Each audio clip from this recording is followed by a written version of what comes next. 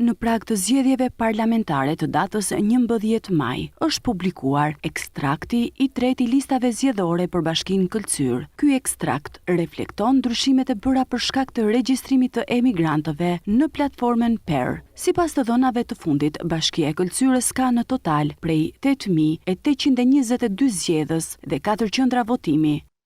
Për sa i përket listave të votimit, ato janë afishuar në 4 pika në Bashkinë e Këlcyrës. Në total kemi 8.822 votues në Bashkinë e Këlcyrës. Listat për votuesit janë afishuar rregullisht, që nga janari deri tani janë afishuar 3 herë.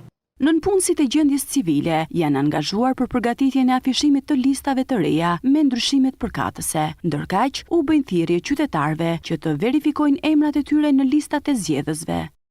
Ne i bëjmë thirrje të gjithë votuesve që të kontrollojnë emrin e tyre në listat e afishuara, në mënyrë që ditën e votimit mos të kenë probleme me gjetjen e qendrës së votimit, pavarësisht se nuk është se ka pasur shumë ndryshime të qendrave të votimit. Të gjithë qytetarët që kanë të drejtë vote mund të verifikojnë emrat e tyre në listat zgjedhore të afishuara pranë bashkisë ose njësive administrative përkatëse. Gjithashtu mund të kontrollojnë të dhënat e tyre përmes portalit e-Albania, faqeve të Komisionit Qendror Zgjedhor, KQZ dhe Ministrisë së Brendshme.